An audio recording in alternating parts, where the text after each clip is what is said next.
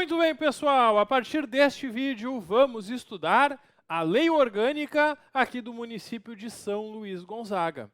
A Lei Orgânica, que é a principal lei do município, ela traz as principais informações sobre a organização da Prefeitura e da Câmara de Vereadores. Então nós vamos ver aqui os principais artigos desta lei, vou mostrando para vocês como que isso costuma ser cobrado em provas de concurso e no final teremos questões para praticar. Sempre aqui ao longo da legislação a gente vai trabalhar dessa forma. Eu vou passar o conteúdo para vocês, depois que vocês assistem a aula.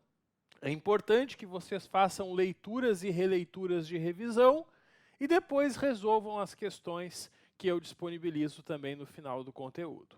Essas questões que eu disponibilizo também serão corrigidas aqui em vídeo, para que vocês tenham a oportunidade de revisar e entender por que erraram ou acertaram cada uma delas. Então é isso, pessoal. Essa é a nossa organização aqui do estudo e vamos então ao que interessa, vamos conhecer esta lei orgânica. Começa dizendo no artigo 1º que o município de São Luís Gonzaga, como a gente sabe, faz parte do Brasil e faz parte do Rio Grande do Sul, sendo organizado de forma autônoma em tudo que diz respeito ao seu peculiar interesse. E aí nós temos aqui, no artigo 2º, uma informação que é bastante cobrada em provas de concurso. Os dois poderes do município. São poderes do município autônomo e independentes o legislativo e o executivo. O legislativo, que é a Câmara de Vereadores, e o executivo, que é a Prefeitura. Cuidado! Não existe poder judiciário nos municípios. O poder judiciário é estadual ou federal. Então, quando a gente estuda a Constituição Federal, lá no comecinho da Constituição, a gente encontra a informação que existem 3 poderes: o legislativo, executivo e judiciário, porque lá está se referindo ao país. Então, quando a gente vai resolver uma questão sobre a Constituição Federal, eles vão afirmar que são 3 poderes independentes entre si. Agora, quando eu estudo a lei orgânica do município, eu só vou encontrar 2 poderes, porque não tem poder judiciário municipal. O poder judiciário sempre é estadual ou federal. Então, na nossa prova sobre a lei orgânica, se eles afirmarem que o município de São Luís Gonzaga tem 3 poderes, está errado.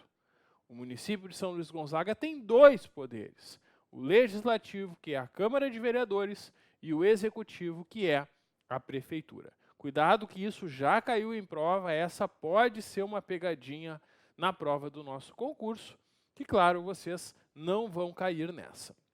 Vamos avançando. E nós temos no parágrafo 1º que é vedada, é proibida a delegação de atribuições entre os poderes. O poder executivo, que é a prefeitura, não pode passar suas funções para o legislativo, que é a Câmara, nem vice-versa, porque esta lei delimita o que faz cada poder. E a gente precisa que cada um cumpra a sua missão. O poder executivo, a prefeitura, administrando o patrimônio e os serviços públicos, e a Câmara de Vereadores aprovando as leis e fiscalizando a atuação do Poder Executivo. E o cidadão investido na função de um dos poderes não pode exercer a do outro. Como assim? Não é possível ser ao mesmo tempo vice-prefeito e vereador, vereador e prefeito, vereador e secretário municipal. Não é possível estar nos 2 poderes ao mesmo tempo. O vereador até pode se licenciar da Câmara para assumir a função de secretário municipal, mas nesse caso ele vai atuar só no executivo, ele não vai estar atuando no legislativo, ele vai estar licenciado, porque não pode estar atuando no mesmo poder, nos 2 poderes, desculpe, ao mesmo tempo. É isso. Também, quando essa lei orgânica foi feita, foi mantido o território do município e os limites do território só podem ser alterados na forma da legislação estadual. Símbolos do município a lei estabelece, então essas 2 disposições do artigo 3º e 4º dificilmente vão ser cobradas em prova. Uma outra coisa que já foi cobrada em prova, que pode também ser cobrado agora, é como se expressa a autonomia do município. Por que eu posso dizer que o município de São Luís Gonzaga é autônomo? Porque o povo de São Luís Gonzaga elege diretamente os seus vereadores, que compõem o poder legislativo. Também o povo de São Luís Gonzaga escolhe prefeito e vice-prefeito, que integram o poder executivo. E existe uma administração própria que cuida do peculiar interesse aqui do município. Que administração própria é essa? É a prefeitura. A prefeitura é a administração própria. Então é isso, eu posso dizer que o município de São Luís Gonzaga é autônomo, porque o povo elege vereadores, prefeito, vice, e existe uma prefeitura, uma administração própria. Sobre as competências do município, a banca pode perguntar sobre elas. É importante a gente conhecer o que cabe ao município, porque uma competência é uma atribuição, é algo que cabe ao município fazer. E cabe ao município organizar-se administrativamente. A prefeitura vai se organizar administrativamente, observando a legislação federal e estadual. O município edita suas próprias leis, a Câmara de Vereadores vai aprovar as leis do município. E o município também expede decretos e atos relativos aos assuntos do seu interesse. A prefeitura faz a administração dos bens, podendo adquirir e alienar bens públicos. A prefeitura tem o poder de desapropriar quando houver necessidade ou utilidade pública ou interesse social. A prefeitura presta os serviços públicos e também pode fazer a concessão e permissão para que empresas prestem esses serviços, como transporte coletivo, por exemplo. Organiza o quadro e estabelece o regime jurídico dos servidores. Existe o quadro dos servidores da prefeitura, o quadro dos servidores da Câmara, e existe o regime jurídico, que é a lei que traz os direitos que vocês que vão passar neste concurso terão como servidores do município. Também cabe ao município elaborar o seu plano diretor, que é a principal norma de desenvolvimento urbano, estabelecendo normas para edificações, loteamentos, zoneamentos, bem como diretrizes urbanísticas convenientes à ordenação do seu território. O município faz a concessão e permissão dos serviços de transporte coletivo, táxi e outros, fixando as suas tarifas, itinerários, pontos de estacionamento e paradas. Regulamenta a utilização dos logradouros públicos. Os logradouros públicos são os espaços públicos, avenidas, ruas, praças do município. E também sinaliza as faixas de rolamento e zonas de silêncio. O município disciplina os serviços de carga e descarga e fixa a tonelagem máxima que pode transitar no município.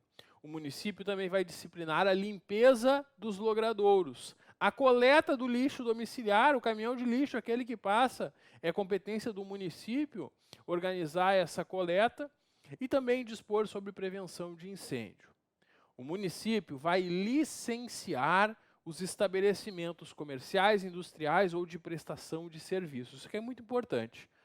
Os estabelecimentos que vão prestar serviços devem atender os requisitos que a lei exige. Por exemplo, se eu quero abrir um restaurante aqui no município, o meu restaurante tem que atender requisitos mínimos para não colocar a saúde da população em risco. E para eu obter o alvará de funcionamento, eu vou pagar uma taxa, a prefeitura vai lá, os fiscais da prefeitura, claro, vão lá verificar se o meu estabelecimento preenche os requisitos. E se preencher, eu obtenho a licença. Se não preencher, eu não terei a licença para funcionar.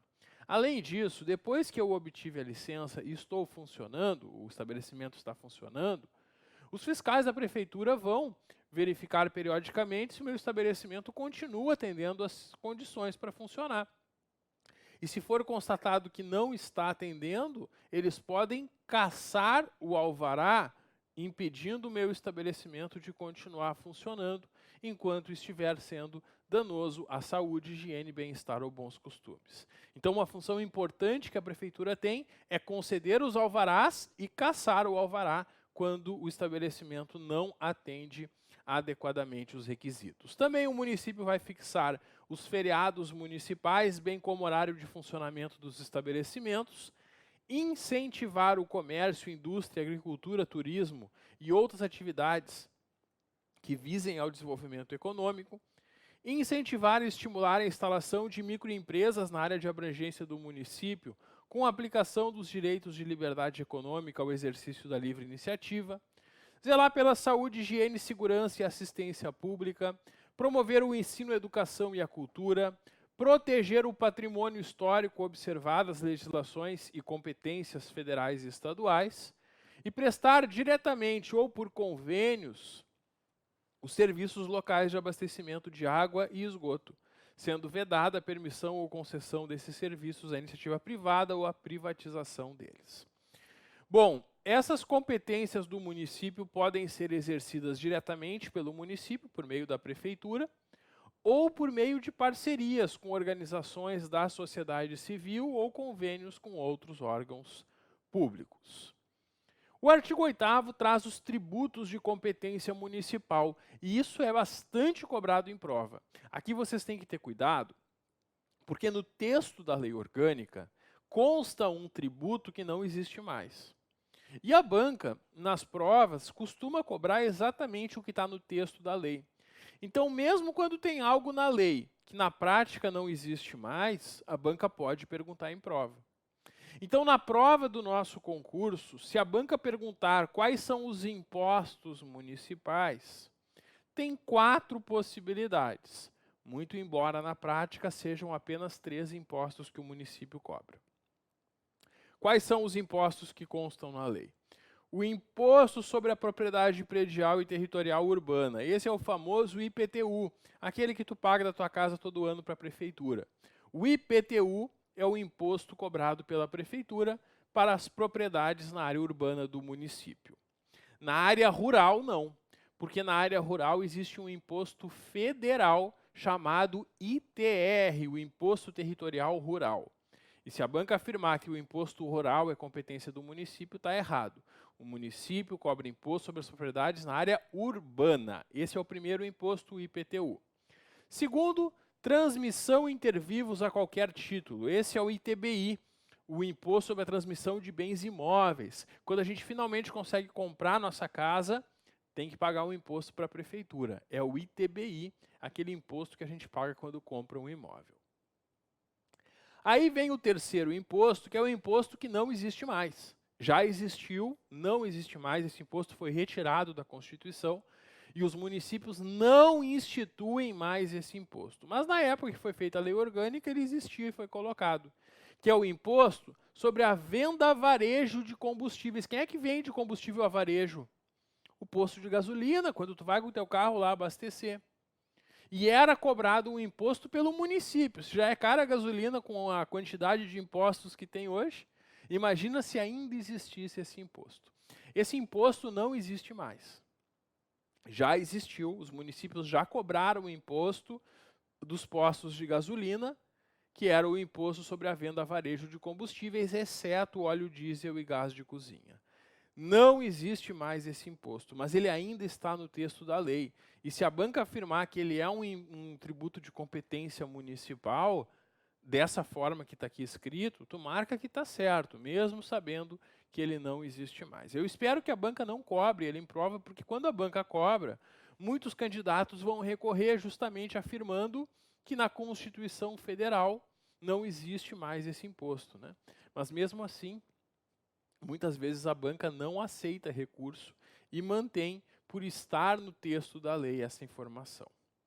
Então, é importante sempre considerar esse imposto também.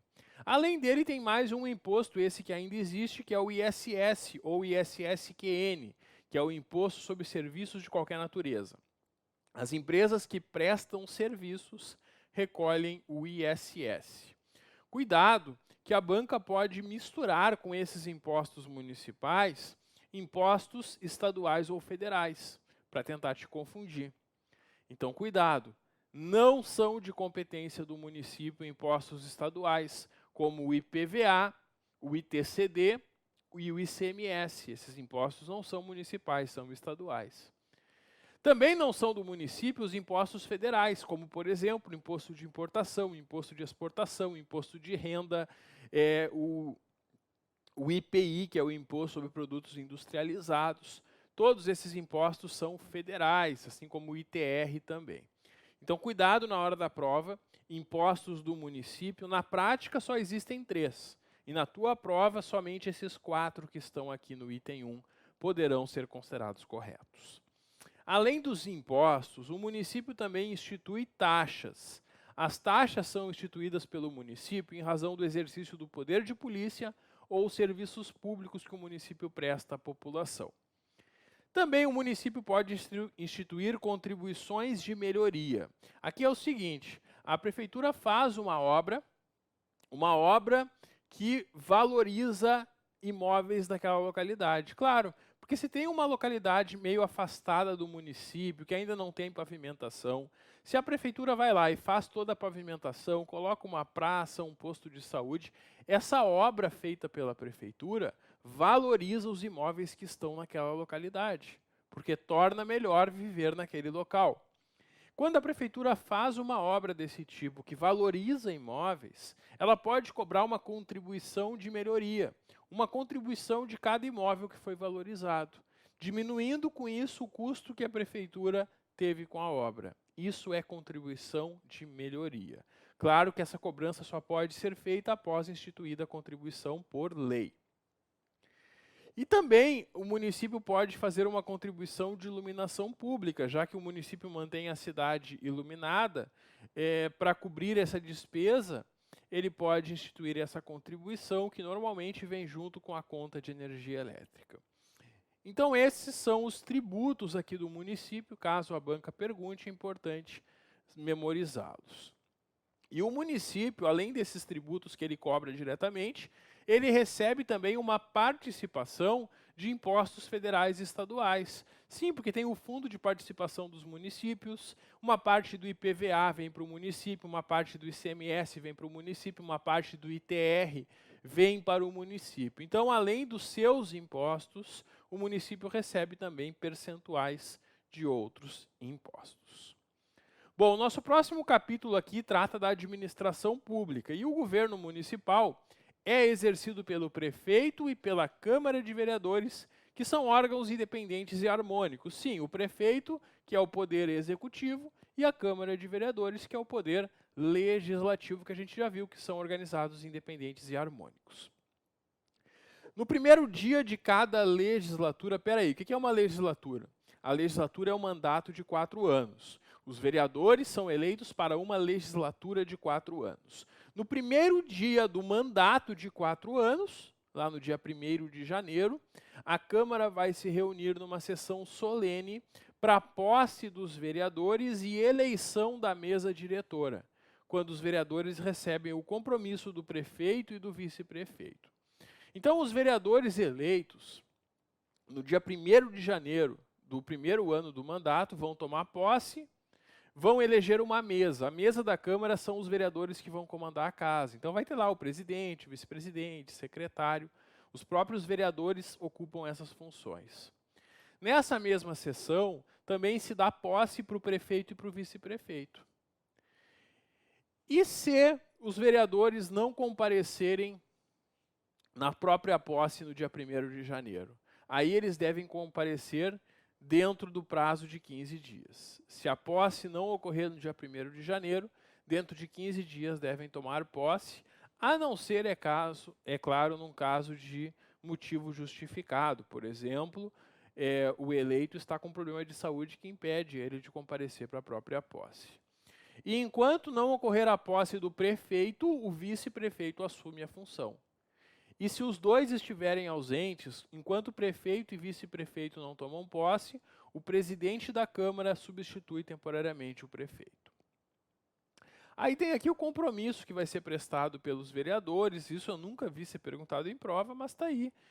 Para mera leitura de vocês, é interessante que vocês leiam. Aliás, ao longo da aula, eu não vou ler todos os artigos, senão a aula fica muito cansativa. Então eu vou passar por alguns menos importantes, mas é interessante que vocês, após a aula, façam a leitura de todos os artigos, inclusive esses que eu pulei, porque a banca, claro, pode nos surpreender e cobrar na prova algum artigo que não seja assim tão importante. Bom, tomada posse, então, dos vereadores, assume a presidência da Câmara o vereador mais idoso. O vereador de maior idade dentre os eleitos vai assumir a presidência da Câmara só nessa sessão. Só nessa sessão, lá no dia 1º de janeiro. E aí, ele vai convidar um dos outros vereadores para ser o secretário nessa primeira sessão, e aí já se faz a eleição da mesa. Aí, nessa mesma sessão, já vão tomar posse os eleitos para a mesa. A mesa da Câmara é quando os vereadores entre si elegem um dos vereadores para ser o presidente, outro para ser secretário, outro para ser vice-presidente. Essa mesa vai ter um mandato de 1 ano e é proibida a reeleição para o mesmo cargo. Então, nos 4 anos do mandato dos vereadores, que é a legislatura, nós teremos 4 mesas da Câmara. Uma mesa para o 1º ano, uma mesa para o 2º, uma mesa para o 3º e uma mesa para o 4º. E não é possível a reeleição para o mesmo cargo. Então, o vereador que for presidente da Câmara no 1º ano do mandato, não pode ser presidente no 2º ano do mandato. É isso que nós temos aqui no artigo 11 da Lei Orgânica aqui do município. E aí a mesa eleita já convida o prefeito e o vice para prestarem o compromisso e os declarem possados. Bom, agora nós temos os 2 poderes do município para estudar. Tem algumas regras sobre o poder executivo, que é a prefeitura, e depois algumas regras sobre o poder legislativo, que é a Câmara de Vereadores. Bom, sobre o poder executivo, ele é exercido pelo prefeito, auxiliado pelos secretários e assessores do município. O prefeito escolhe pessoas da sua confiança para assumirem essas funções de secretário, né? Vai ter o secretário de saúde, secretário de educação, secretário de obras e assim por diante. O prefeito, assim como o vice-prefeito e como os servidores, tem direito a 13º e também adicional de férias. Quando o prefeito tira férias, ele recebe aquele 1/3 nas férias. O vice-prefeito vai ter atribuições definidas em lei. E o vice-prefeito tem como principal função, claro, substituir o prefeito em seus impedimentos e ausência, tendo também o vice-prefeito direito a 13º e adicional de férias. E como eu já comecei com vocês, quando o prefeito e o vice estão ausentes, quem assume temporariamente a prefeitura é o presidente da Câmara de Vereadores. O artigo 15 traz algumas competências privativas do prefeito. Uma competência privativa do prefeito é algo que cabe somente ao prefeito. O prefeito vai representar o município em juízo e fora de juízo. O prefeito vai nomear e exonerar os secretários e assessores, que são pessoas da confiança do prefeito nomeadas para essas funções. Inicia o processo legislativo apresentando projetos de lei. O prefeito sanciona, promulga e publica as leis, bem como expede decretos e regulamentos para a fiel execução das leis. Pode vetar projetos de lei. Aqui no texto está vedar, mas o que eles queriam dizer é vetar, no sentido de apresentar um veto com a letra T. Vetar seria o certo, né? Porque quando os vereadores aprovam um projeto, se o prefeito não concorda, ele pode vetar esse projeto. Também o prefeito vai dispor sobre a organização e funcionamento da administração municipal, vai expedir os atos próprios da sua atividade administrativa, declara utilidade ou necessidade pública ou interesse social para os fins de desapropriação, contrata a prestação de serviços e obras. Quando o prefeito quer contratar um serviço ou uma obra, vai abrir uma licitação e com o vencedor assina um contrato. Também vai planejar e promover a execução dos serviços públicos municipais, promover os cargos públicos e expedir demais atos da situação dos servidores. Aqui também tem um erro. O que eles queriam dizer aqui era prover, no sentido de provimento, porque nos cargos da prefeitura o prefeito vai fazer a nomeação dos servidores, né? Também encaminhar ao legislativo as normas orçamentárias, que são o plano plurianual, a lei de diretrizes e o próprio orçamento. O prefeito deve prestar todo ano ao legislativo, dentro de 60 dias após a abertura do ano, as contas do ano anterior. Então o prefeito vai fazer uma prestação de contas e encaminhar para o poder legislativo. Inclusive a gente vai estudar que o Tribunal de Contas faz um parecer prévio sobre as contas e depois a Câmara julga as contas do prefeito todo ano. Também deve prestar à Câmara, dentro de 10 dias, informações solicitadas sobre fatos relativos ao Poder Executivo e sobre matéria legislativa em tramitação na Câmara. prestar à Câmara dentro de 30 dias informações solicitadas sobre fato determinado. Importante memorizar esse prazo de 30 dias. Resolver sobre requerimentos, reclamações ou representações que lhe forem dirigidos. Oficializar as vias e logradouros, que é oficializar o nome das ruas e avenidas e praças do município. Aprovar projetos de edificação e plano de loteamento no município. Revogar ou anular atos. Quando um ato não é mais conveniente ao interesse público, o prefeito revoga. E quando um ato é ilegal, quando um ato tem um vício de legalidade, o prefeito anula os atos, também tirando a validade deles. Administrar os bens e rendas municipais, fazendo o lançamento, fiscalização e arrecadação dos tributos, aqueles tributos que a gente viu, os impostos, taxas e contribuições. Providenciar sobre o ensino público, propor ao legislativo arrendamento, aforamento, alienação de bens municipais, de próprios municipais, porque tudo isso depende de autorização da Câmara, por isso que diz propor ao legislativo, os vereadores vão ter que autorizar. Propor a divisão administrativa do município, a divisão em bairros, distritos. Designar ou delegar por portaria ou decreto servidor público concursado, que desempenha atividades junto ao setor jurídico do município, ou servidor concursado que exerça cargo de secretário municipal, para responder e dar andamento a atividades administrativas e financeiras do município por tempo pré-determinado em caso de ausência ou impedimento da sua linha sucessória após convocação sem êxito. Como assim? Quando o prefeito vai estar ausente e o vice-prefeito e o presidente da Câmara não podem assumir a prefeitura, o prefeito designa um servidor concursado para responder temporariamente pelas atividades administrativas e financeiras, não pelas políticas, só para as atividades administrativas e financeiras por esse período. O artigo 16 foi revogado, então não nos interessa para a prova. O artigo 17 vai nos trazer aqui que os atos legais e infralegais, atos legais são as leis e atos infralegais são atos abaixo das leis. Esses atos, todos eles, além de publicados oficialmente, devem ser divulgados eletronicamente, pelo portal de transparência do município. E considera-se para os devidos fins legais o site da Prefeitura como diário oficial do Executivo e o site da Câmara como diário oficial do Poder Legislativo. Então, os atos são publicados nos sites da Prefeitura e da Câmara. Artigos 18 a 20 foram revogados e, por fim, aqui no Poder Executivo, nós temos que a administração dos bens cabe ao prefeito. O prefeito administra os bens municipais, exceto aqueles bens utilizados pela Câmara, porque aí a própria Câmara Municipal vai administrar aqueles bens. São patrimônios do município os bens imóveis, móveis e semoventes, direitos e ações que lhe pertençam. E todos os bens municipais devem ser cadastrados com identificação respectiva. É feito um inventário com todos os bens que pertencem ao município. Isso é feito justamente para acompanhar. Todo ano pode ser feita uma verificação para ver se os bens continuam no seu devido lugar. Então é isso, pessoal. É isso que nós temos aqui nessa primeira parte da lei orgânica, que trata do poder executivo aqui do município de São Luís Gonzaga. Próximo vídeo eu volto para a gente continuar o nosso estudo e aí já vamos adentrar no próximo poder, que é o poder legislativo, que é a Câmara de Vereadores. Dá um clique que eu já volto. Até logo.